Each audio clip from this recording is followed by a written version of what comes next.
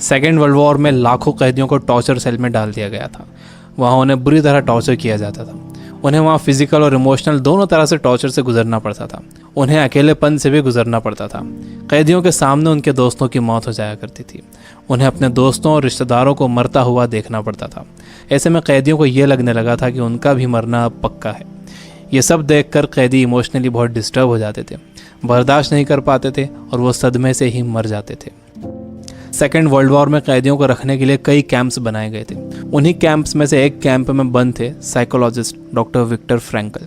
Victor उन camps में 3 साल तक रहे। उन कैंप्स में उन्होंने जो भी देखा, जो भी एक्सपीरियंस किया, जो भी टॉर्चर सहे, किसी को मालूम नहीं था कि वो इसके बारे में एक किताब लिख देंगे। उस किताब की करोड़ों कॉपीज़ बिक जाएंगी और कई भाषाओं में वो किताब ट्रांसलेट हो जाएगी।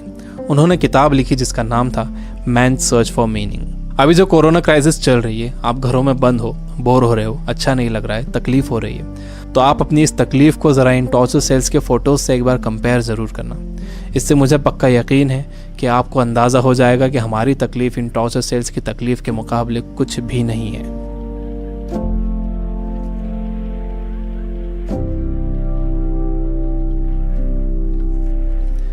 जब विक्टर को इन कैंप्स में डाला गया तो उनके साथ उनकी फैमिली भी थी, लेकिन सब के सब धीरे धीरे मरते गए। विक्टर एक इंसिडेंट बताते हैं। उनके साथ एक कैदी था। उसने फरवरी महीने के आखिर में एक सपना देखा। उसने विक्टर को बताया कि कल रात उसने एक सपना देखा था। सपने में एक आवाज़ गूंजी कि मुझसे जो पूछना है पूछो। तो मैंने उससे पूछा कि हम इस कैंप से बाहर कब निकलेंगे। तो उस आवाज़ ने कहा कि 30 मार्च को तुम लोग बाहर निकल जाओगे। इस सपने के बाद उस कैदी को पूरा यकीन हो गया था कि वो 30 मार्च को रिहा हो जाएगा। मार्च का महीना शुरू हो गया। वो एक एक दिन गिन रहा था। धीरे धीरे दिन निकलते गए। जब मार्च का महीना ख़त्म होने आया तो उस कैदी को ये दिखने लगा कि वो रिहा नहीं हो सकेगा। 29 मार्च को वो बीमार पड़ गया और 30 मार्च को वो मर गया। ऊपरी तौर पर तो ये लग रहा था कि उस कैदी को कोई बीमारी हुई है जिससे वो मर गया, लेकिन विक्टर जानते थे कि वो कैदी किसी बीमारी से नहीं मरा था, बल्कि नाउम्मीदी से मरा था। उसके मरने की वजह थी उम्मीद का ख़त्म हो जाना, होप का ख़त्म हो जाना। Biggest lesson of this book, इंसान को तकलीफ़ें नहीं मारती हैं, इंसान को धोखा नहीं मारता है, इंसान को चैलेंजेस नहीं मारते हैं, इंसान को नाउम्मीदी मार देती है। जिस इंसान के अंदर आने वाले कल की कोई उम्मीद नहीं होती, कोई ख्वाब नहीं होता, वो इंसान भी नहीं रहता। विक्टर ने गौर किया कि कैंप में ज़्यादातर मौतें क्रिसमस और न्यू ईयर के बीच में हुई थी, क्योंकि लोगों को उम्मीद थी कि क्रिसमस आ रहा है, न्यू ईयर आ रहा है, हमें रिहा कर दिया जाएगा। लेकिन जब ऐसा नहीं हुआ तो उनकी उम्मीदें टूटी और वो मर गए। जब भी किसी इंसान की उम्मीदें ख़त्म होती हैं तो उसका इम्यून सिस्टम कमज़ोर हो जाता है, और जब किसी का इम्यून सिस्टम कमज़ोर हो जाता है तो वो किसी भी छोटी मोटी बीमारी से मर सकता है। यानी पहले उम्मीदें ख़त्म होती हैं, उससे इम्यून सिस्टम कमज़ोर होता है, उसके बाद वो बीमारी ताकतवर हो जाती है। दूसरी चीज़ विक्टर ये बताते हैं कि आपके पास ज़िंदा रहने के लिए एक बड़ा सपना होना चाहिए, एक लॉन्ग टर्म गोल होना चाहिए। जिसके पास आने वाले कल के लिए बहुत बड़ा ख्वाब है, उसके लिए आज की तकलीफ़ें, आज की प्रॉब्लम्स बहुत छोटी होती हैं। जब किसी का बिलीफ बड़ा होता है, किसी का कॉन्फिडेंस बड़ा होता है, किसी का सपना बड़ा होता है, किसी का कमिटमेंट बड़ा होता है, तो उसके सामने आने वाली क्राइसिस, प्रॉब्लम्स, तकलीफ़ें सब छोटी हो जाती हैं। हम कोरोना वायरस की क्राइसिस से घर में रहकर मुकाबला कर सकते हैं। आपको अपनी सुरक्षा करना है, लेकिन इससे घबराना नहीं है। आपको अपनी उम्मीद को ख़त्म नहीं होने देना है। विक्टर कहते हैं कि जब कोई प्रॉब्लम या बीमारी आती है तो आपकी बॉडी कमज़ोर पड़ जाती है, लेकिन आपका माइंड बहुत पावरफुल है। आपको इसे कमज़ोर नहीं पड़ने देना है। आप रोज़ टीवी देख रहे हो, आप बुरी न्यूज़ सुन रहे हो कि इतने मरे, इतने बचे, इतने सीरियस, यह आपको मेंटली वीक बना देगा। आप मेंटली वीक हो जाओगे तो आपका इम्यून सिस्टम भी कमज़ोर हो जाएगा, जिससे आपका बीमार होने का ख़तरा बढ़ जाएगा। विक्टर कहते हैं कि वो 3 साल इन कैंप्स में इसलिए ज़िंदा रह पाए क्योंकि उनके पास कल के लिए बड़े सपने थे, विल पावर थी, उन्हें एक किताब लिखना थी।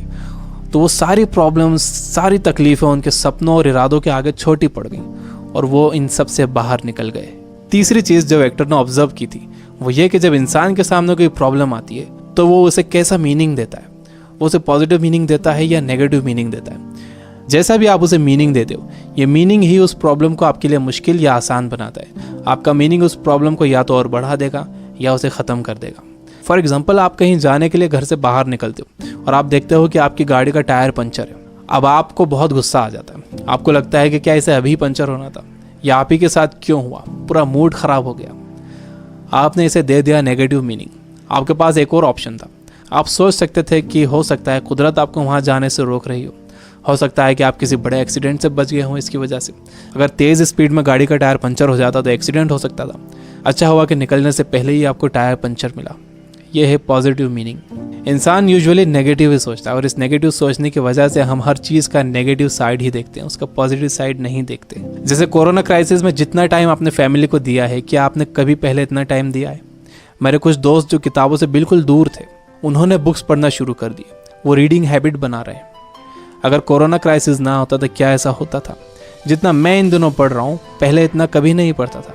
जितनी सफाई लोगों ने रखनी शुरू कर दी है, पहले कभी नहीं रखते थे। बार बार हाथ धो रहे हैं, अच्छी तरह हाथ धो रहे हैं, सोशल डिस्टेंस मेंटेन कर रहे हैं। किसी लाइन में लगे हुए हैं तो दूर दूर खड़े हो रहे हैं। आसमान साफ नज़र आ रहा है, हवा साफ हो गई है, समंदर का पानी साफ हो गया है।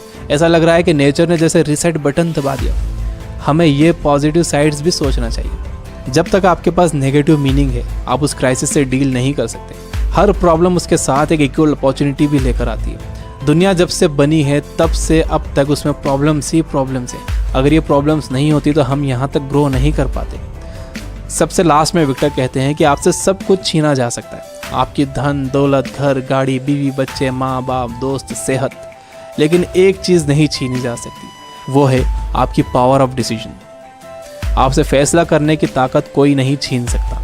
अगर आप सिचुएशन से घबरा कर फैसला करते हो तो वो सिचुएशन आप पर हावी हो जाएगी, लेकिन अगर आप सिचुएशन के हिसाब से खुद को बेहतर बनाते हो और डिसीजन खुद लेते हो तो आपकी ज़िंदगी बदल जाएगी। दुनिया में इससे पहले भी कई बीमारियां आई हैं जिससे करोड़ों लोगों की मौत हुई है। उसकी वजह ये थी कि लोग अवेयर नहीं थे, उनके पास इन्फॉर्मेशन नहीं थी, इन्फॉर्मेशन लेट पहुंचती थी, बीमारी से डील करने के साधन नहीं थे।